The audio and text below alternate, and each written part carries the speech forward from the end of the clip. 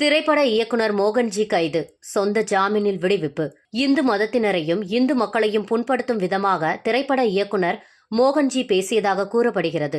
இவர் பகாசுரன், ருத்ர தாண்டவம், திரௌபதி ஆகிய படங்களை இயக்கியுள்ளார். திருச்சிராப்பள்ளி மாவட்டம் சமயபுரம் காலநிலைய எல்லைக்குட்பட்ட அருள்மிகு சமயபுரம் கோவிலில் உள்ள இந்து அறநிலைத்துறையில் பணிந்து வரும் மேலாளர் கவிராஜன் கொடுத்த புகாரில், நான் பணியில் இருந்தபோது இந்து மதத்தையும் இந்து கோவில்களையும் பற்றியும் தமிழ் திரைப்பட இயக்குனர் மோகன்ஜி அவர்கள் இழிவுபடுத்துவதாக பக்தர்கள் பேசிக் கொண்டிருந்தனர். இதனைத் தொடர்ந்து எனது செல்போனை பார்த்தபோது ஒரு யூடியூப் தளத்தில் அருள்மிகு பழனி தண்டாயுதபாணி சுவாமி திருக்கோவிலில் பக்தர்களுக்கு பிரசாதமாக வழங்கப்படும் பஞ்சாமிர்தத்தில் ஆண்மை குறைவு ஏற்படும் மாத்திரையை பயன்படுத்துவதாக உண்மைக்கு புறம்பான விமர்சனம் செய்து கருத்து ஒன்றை பதிவிட்டுள்ளதாகவும், தற்சமயம் திருப்பதி திருமலை தேவஸ்தானத்தில் பக்தர்களுக்கு பிரசாதமாக வழங்கப்படும் லட்டுகளில் அசைய பொருட்களான மீன் எண்ணெயையும் மாட்டுக் கொழுப்பையும் உள்ளதாக கூறப்படும் விவகாரம் அடங்கியதற்குள் தமிழக மக்களிடையே மத நல்லிணக்கத்தை கெடுக்கும் வகையிலும் மத கலவரத்தை தூண்டும் வகையிலும் பொய்யான செய்தியை தமிழ் திரைப்பட இயக்குனர் மோகன்ஜி தகப்பனார் பெயர் குணசேகரன், பழைய வண்ணாரப்பேட்டை, சென்னை 21 என்பவர் பேசியுள்ளார். அவர் மீது நடவடிக்கை எடுக்கும்படி கவிராஜன் கொடுத்த புகாரின் பேரில் சமயபுரம் காவல் நிலையத்தில் வழக்கு பதிவு செய்து மோகன்ஜி கைது செய்யப்பட்டு இன்று மாலை திருச்சி ஒருங்கிணைந்த நீதிமன்றத்தில் JM 3 நீதிபதி பாலாஜி முன்பு ஆஜர்படுத்தப்பட்டார். அப்பொழுது வழக்கை விசாரணை செய்த நீதிபதி, இந்த வழக்கில் குற்றம் சாட்டப்பட்டுள்ள மோகன்ஜி பேசிய சொற்கள் தவறாக இருந்தாலும் காவல்துறையினர் அவரை கைது செய்ததற்கான உரிய காரணங்களை தெரிவிக்காமல் இந்த வழக்கிலிருந்து அவரை சொந்த பிணையில் விடுவிப்பதாக நீதிபதி பாலாஜி உத்தரவிட்டார். இன்று காலை சென்னை வண்ணாரப்பேட்டையில் உள்ள மோகன்ஜியின் இல்லத்தில் 8:20 மணிக்கு அவரை காவல்துறையினர் கைது செய்துள்ளனர். அவருக்கு நேற்றே இன்று மாலை 3 மணிக்குள் சமயபுரம் காவல் நிலையத்தில் ஆஜராக வேண்டும் என நோட்டீஸ் வழங்கப்பட்டதாக காவல்துறையினர் நீதிபதியிடம் தெரிவித்தனர். தனக்கு நோட்டீஸ் வழங்கப்படவில்லை என மோகன்ஜி நீதிபதியிடம் தெரிவித்தார். மேலும் தன்னிடம் நோட்டீஸ் நேற்றே வழங்கப்பட்டது போல் இன்று மாலை நீதிமன்றத்தில் வரும் வழியில் தன்னிடம் கையெழுத்து பெற்றதாக மோகன்ஜி நீதிபதியிடம் முறையிட்டார். இதனை அடுத்து நீதிபதி பாலாஜி காவல்துறையினரிடம் நோட்டீஸ் இன்று மாலை 3 மணிக்குள் சமயபுரம் காவல் நிலையத்தில் ஆஜராக வேண்டும் என மோகன்ஜியிடம் கொடுத்துள்ளார்கள் என கூறியுள்ளார்கள்.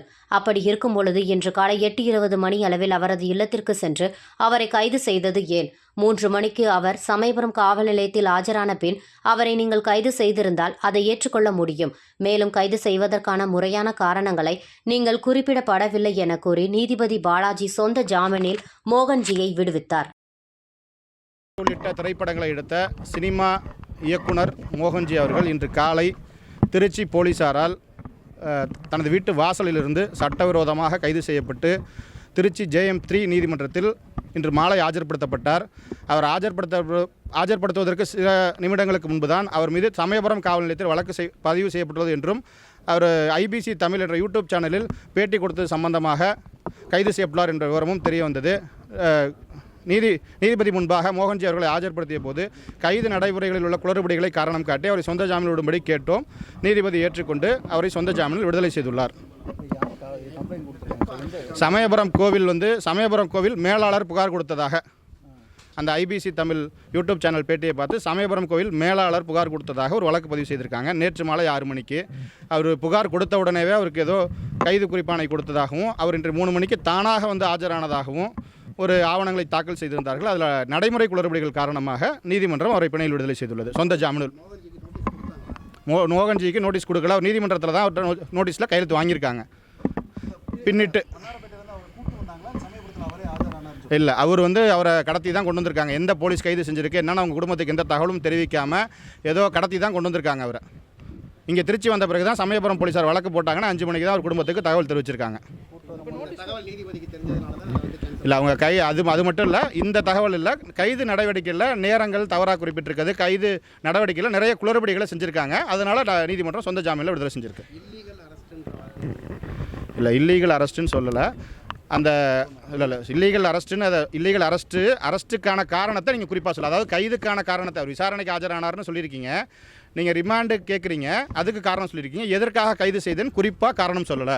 அதாவது ரீசன் ஃபார் அரெஸ்ட், கைதுக்கான காரணத்தை குறிப்பாக சொல்லலை, சட்டத்தில் நிறைவேறும் அளவுக்கு சொல்லலை அப்படிங்கிறதா நீதிபதி காரணமாக சொல்லியிருக்கார். இல்லை, நாளை அவர் வேறு மாவட்டத்தை சேர்ந்தவர், அவரோட நிரந்தர முகவரி சென்னைங்கிறதுனால அவர் திருச்சி மாவட்டத்தை சேராதவர், வேறு மாவட்டத்தை சேர்ந்தவர் அப்படிங்கிறதுனால 2 நபர்களை ஜாமீன்தாரர்களாக நாளையோ அல்லது நாளை மறுநாளோ ஆஜர்படுத்த சொல்லி நீதிமன்றம் அவருக்கு உத்தரவிட்டிருக்கு.